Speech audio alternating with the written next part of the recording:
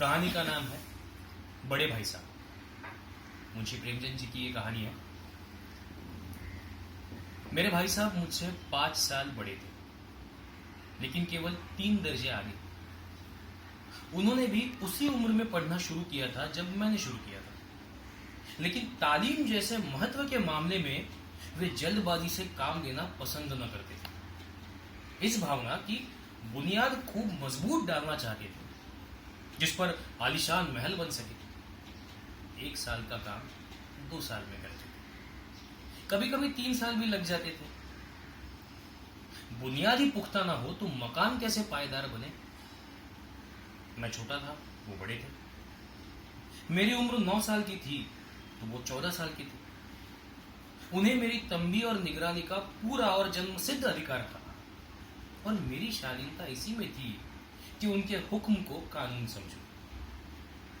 वे स्वभाव से बड़े अध्ययनशील थे, हरदम किताब खोले बैठे रहते थे, और शायद दिमाग को आराम देने के लिए कभी कापी पर, कभी किताब के हाशियों पर चिड़िया, कुत्ते, बिल्लियों की तस्वीर बनाया करते थे।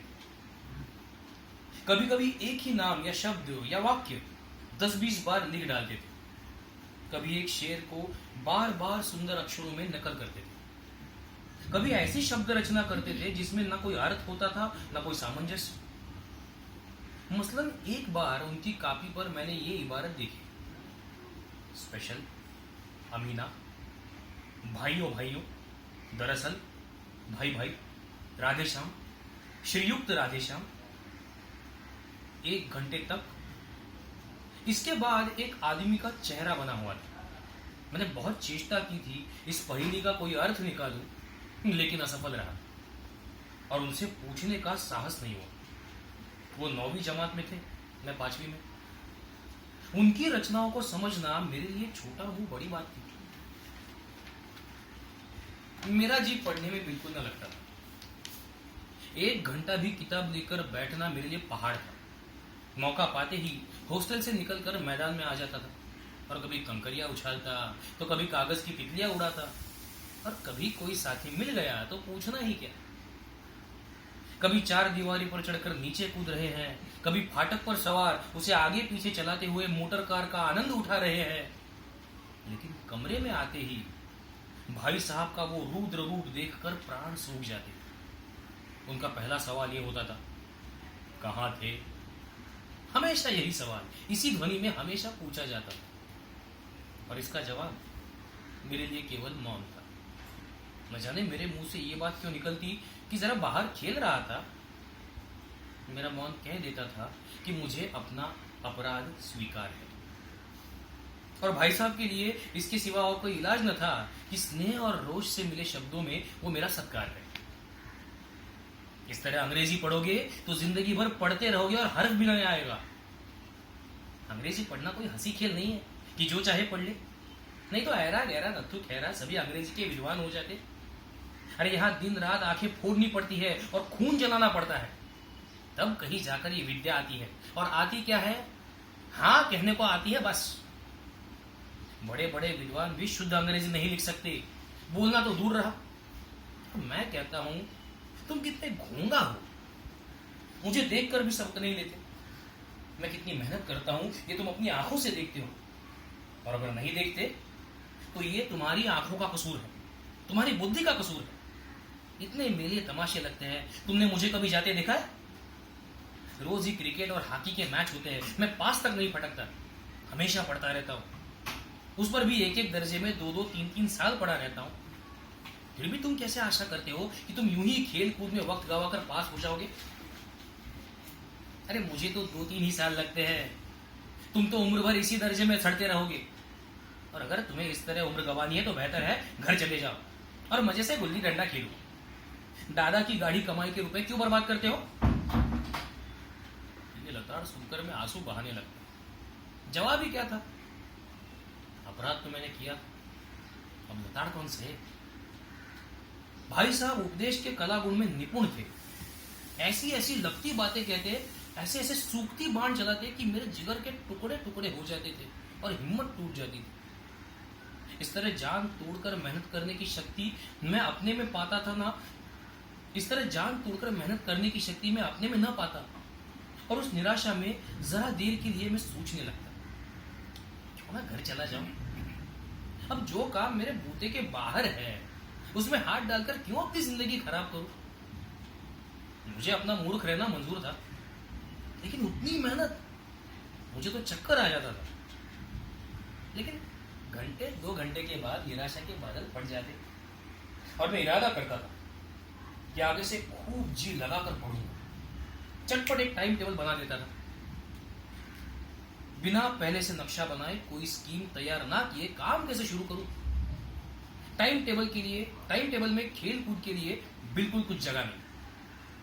प्रातः काल उठना, 6 बजे मुंह हाथ धोकर नाश्ता कर पढ़ने बैठ जाना। 6 से 8 तक अंग्रेजी, 8 से 9 तक हिसाब, 9 से 9:30 तक इतिहास, फिर भोजन और स्कूल।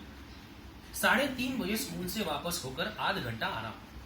4 से 5 तक भूगोल, 5 से 6 तक ग्रामर, आधा घंटा हॉस्टल के सामने ही टहलना। 6:30 से 7 तक अंग्रेजी कंपोजिशन, फिर भोजन करके 8 से 9 तक अनुवाद, 9 से 10 तक हिंदी, उससे 11 तक विविध विषय, फिर विश्राम। मगर टाइम टेबल बना लेना एक बात है और उस पर अमल करना दूसरी बात।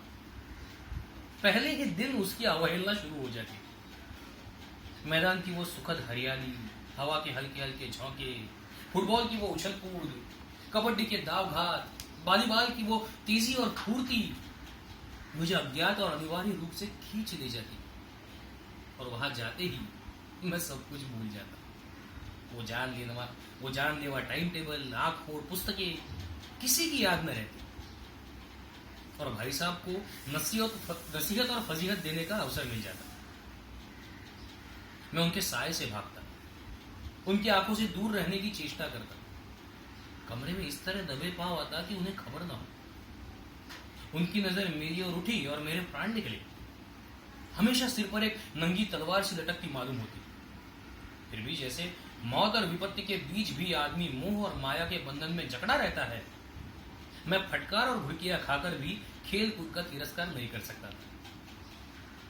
सालाना इम्तिहान हो, भाई साहब फेल हो। मैं पास हो गया और दर्जे में प्रथम आया। मेरे और उनके बीच केवल 2 साल का अंतर रह गया। जी मैं आया भाई साहब को आड़े हाथ लूं। आपकी वो घोर तपस्या कहाँ गई? मुझे देखिए, मुझे से खेलता भी रहा और दर्जे में अव्वल भी हूं। लेकिन वो इतने दुखी और उदास थे कि मुझे उनसे दिली हमदर्दी हुई और उनके घाव पर नमक छिड़कने का विचार ही लज्जास्पद जान पड़ा। हाँ, मुझे अपने आप पर कुछ अभिमान हुआ और आत्मसम्मान भी बढ़ा। भाई साहब का वो रौब अब मुझ पर नहीं रहा। आजादी से खेल कूद में शरीक होने लगा, दिल मजबूत था। अगर उन्होंने फिर फजीहत की तो मैं साफ कह दूंगा, आपने अपना खून जलाकर कौन सा तीर मार लिया? मैं तो खेलते कूदते दर्जे में अव्वल भी आ गया। अगर उन्होंने फिर फजीहत की तो साफ कह दूंगा, अरे आपने अपना खून जलाकर कौन सा तीर मार लिया? मैं तो खेलते कूदते दर्जे में अव्वल भी आ गया। जबान से ये हेकड़ी जताने का साहस न होने पर भी मेरे रंग ढंग से साफ जाहिर होता था कि भाई साहब का वो आतंक अब मुझ पर नहीं था। भाई साहब ने इसे भांप लिया। उनकी सहज बुद्धि बड़ी तीव्र थी, और एक दिन जब मैं भोर का सारा समय गुल्ली डंडे की भेंट करके ठीक भोजन के समय लौटा तो भाई साहब ने तलवार खींच ली, मुझ पर टूट पड़ी। देखता हूं इस साल पास क्या हो गए और दर्जे में अव्वल क्या आ गए तो तुम्हारा दिमाग ही खराब हो गया। मगर भाईजान, घमंड तो बड़ों का नहीं रहा, तुम्हारी क्या हस्ती है। इतिहास में रावण का हाल तो पढ़ा ही होगा। उसके चरित्र से तुमने कौन सा उपदेश लिया? या यूं ही पढ़ गए? महज इम्तिहान पास कर लेना कोई चीज नहीं। असल चीज है बुद्धि का विकास। जो कुछ पढ़ो उसका अभिप्राय समझो। रावण भूमंडल का स्वामी था, ऐसे राजा को चक्रवर्ती कहते हैं। आजकल अंग्रेजों के राज्य का विस्तार बहुत बड़ा हुआ है, पर इन्हें चक्रवर्ती नहीं कह सकते। संसार में अनेक राष्ट्र अंग्रेजों का आधिपत्य स्वीकार नहीं करते, बिल्कुल स्वाधीन है। रावण तो फिर भी चक्रवर्ती राजा था। संसार के सभी महिम उसे कर देते थे। बड़े बड़े देवता उसकी गुलामी करते थे, आग और पानी के देवता भी उसके दास थे, मगर उसका अंत क्या हुआ? घमंड ने उसका नामो निशा तक मिटा दिया। कोई उसे एक चुल्लू भर पानी देने वाला भी न बचा। अरे आदमी चाहे जो कुकर्म करे पर अभिमान न करे, इतराए नहीं। अभिमान किया और दीन दुनिया दोनों से गया। शैतान का हाल भी पढ़ा ही होगा। उसे यह अभिमान हुआ था कि ईश्वर का उससे बढ़कर सच्चा भक्त कोई है ही नहीं। अंत में यह हुआ कि स्वर्ग से नरक में ढकेल दिया गया। शाहे रूम ने भी एक बार ऐसे ही अहंकार किया था, भीख मांग मांग कर मर गया। अरे तुमने तो अभी केवल एक दर्जा पास किया है और अभी से तुम्हारा सिर फिर गया, तब तो तुम आगे पढ़ ही चुके। ये समझ लो कि तुम अपनी मेहनत से नहीं पास हुए, ये तो अंधे के हाथ बटेर लग गई है। मगर बटेर केवल एक ही बार हाथ लग सकती है, बार बार नहीं। कभी कभी गुल्ली डंडे में अंधा चोट निशाना पड़ जाता है, इससे कोई सफल खिलाड़ी नहीं होता। सफल खिलाड़ी तो वो है जिसका कोई निशाना खाली ना जाए। मेरे फेल होने पे मत जाओ, मेरे दर्जे में आओगे तो दांतों तले पसीना आ जाएगा। जब अलजेब्रा और ज्योमेट्री के लोहे के चने चबाने पड़ेंगे ना, और इंग्लिस्तान के इतिहास को पढ़ना पड़ेगा। बादशाहों की नाम याद रखना आसान नहीं है। अरे 8 हेनरी हो गुजरे, कौन सा कांड किस हेनरी के समय हुआ ये याद कर लेना क्या आसान समझते हो? अरे हेनरी 7वें की जगह हेनरी 8वां लिखा और सब नंबर गायब, सफाचट। अरे सिफर भी ना मिलेगा, सिफर भी हो किस ख्याल में? अरे दर्जनों तो जेम्स हुए हैं, दर्जनों विलियम, कॉडियो, चार्ल्स। दिमाग चक्कर खाने लगता है, आंधी रोग हो जाता है। अरे इन अभागों को नाम भी न जुड़ते थे, एक ही नाम के पीछे 2 यम, 100 यम, 4 रुम, 5 जुम लगाते चले गए। अरे मुझसे पूछ लेते तो 10 लाख नाम बता देता। और ज्योमेट्री तो बस खुदा की पना। अ ब ज की जगह अ ज ब लिख लिया और सारे नंबर कट गए। अरे कोई निर्दयी मुमतहिनों से पूछना नहीं कि आखिर अ ब ज और अ ज ब में क्या फर्क होता है, और व्यर्थ की बात के लिए क्यों छात्रों का खून करते हो? अरे दाल भात रोटी खाई या भात दाल रोटी खाई, इसमें क्या रखा है? मगर इन परीक्षकों को क्या परवाह, वो तो वही देखते जो पुस्तक में लिखा है। चाहते कि लड़के अक्षर अक्षर रट डाले, और इसी रटन का नाम शिक्षा रख छोड़ा है। और आखिर इन बेसर पैर की बातों को पढ़ने से क्या फायदा? इस रेखा पर वो लंब गिरा दो तो आधार लंब से दुगना होगा, पूछिए इससे प्रयोजन? अरे दुगना नहीं चौगुना हो जाए या आधा ही रहे मेरी बला से, लेकिन परीक्षा में पास होना है तो ये सब खुराफात याद करनी पड़ेगी। कह दिया, बस कह दिया, समय की पाबंदी पर एक निबंध लिखो जो 4 पन्नों से कम ना हो।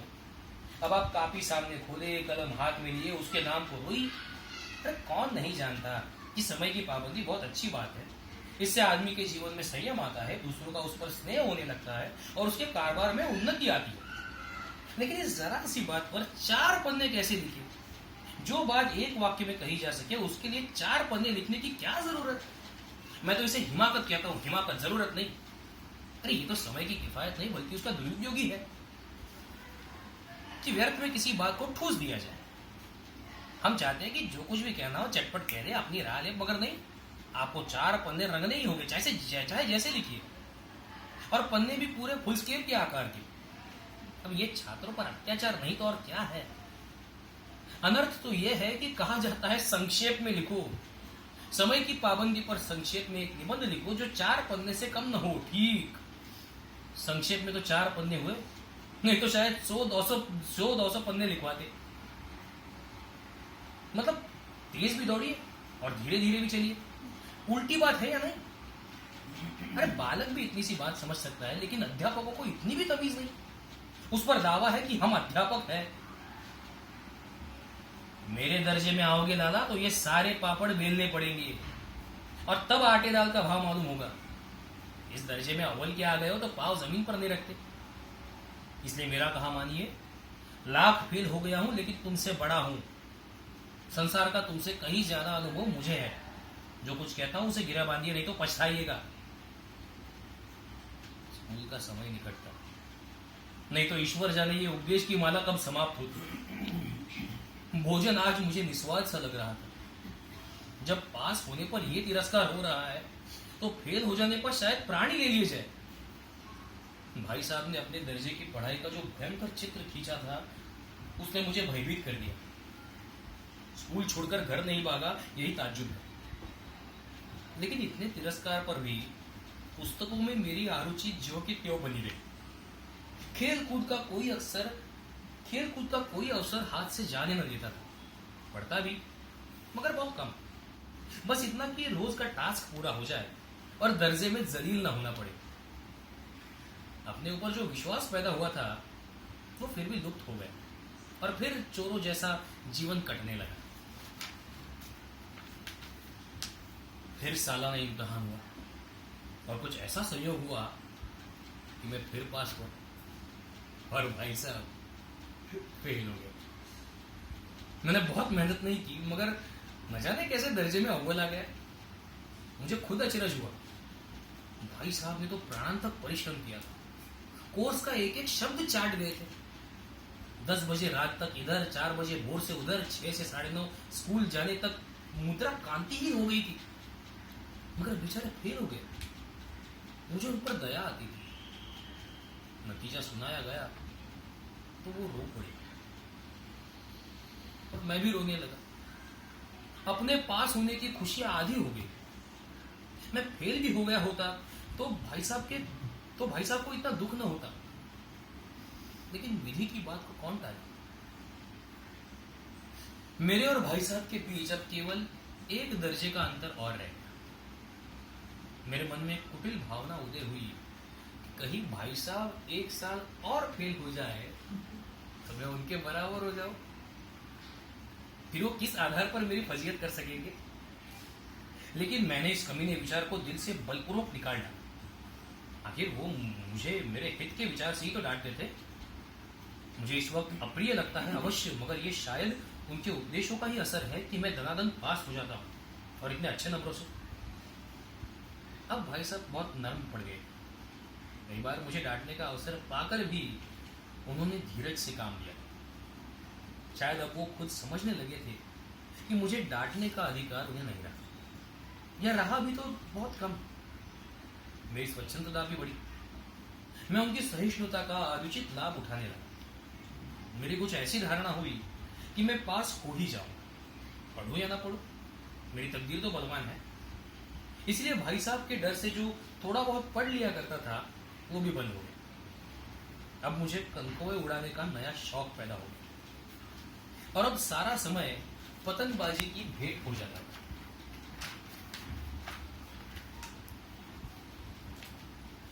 फिर भी मैं भाई साहब का अदब करता था और उनकी नजर चुरा कर कनकौवे उड़ाता था। मांझा देना, कन्नी बांधना, पतंग टूर्नामेंट की तैयारियां आदि समस्याएं सब गुप्त रूप से हल की जाती थी। मैं भाई साहब को यह संदेह न करने देना चाहता था कि उनका सम्मान और लिहाज मेरी नजरों में कम हो गया है। एक दिन संध्या समय हॉस्टल से दूर मैं कनकौवा लूटने बेतहाशा दौड़ा जा रहा था। आंखें आसमान की ओर थी और मन उस आकाशगामी पथिक की ओर जो मंद गति से झूमता पतंग की ओर चला आ रहा। मानो कोई आत्मा स्वर्ग से निकलकर विरक्त मन से नए संस्कार ग्रहण करने आ रही है। बालकों की पूरी सेना लग्गे और झाड़दार बांस लिए इसका स्वागत करने के लिए दौड़ी आ रही थी। किसी को अपने आगे पीछे की खबर न थी। सभी मानो उस पतंग के साथ आकाश ही में उड़ रहे थे, जहां सब कुछ समतल है, न मोटर कारें है, न ट्राम है, न गाड़ियां। सहसा भाई साहब से मेरी मुठभेड़ हो गई, जो शायद बाजार से लौट रहे थे। उन्होंने वही हाथ पकड़ लिया और उग्र भाव से बोली, इन बाजारी लौंडों के साथ ढेले के कनकौवे के लिए दौड़ते तुम्हें शर्म नहीं आती? तुम्हें इसका भी कुछ लिहाज नहीं कि अब नीची जमात में नहीं हो, बल्कि 8वीं जमात में आ गए हो और मुझसे केवल एक दर्जा नीचे हो। आखिर आदमी को कुछ तो अपने पोजीशन का ख्याल करना चाहिए। अरे एक जमाना था कि लोग 8वां दर्जा पास करके नायब तहसीलदार हो जाते थे।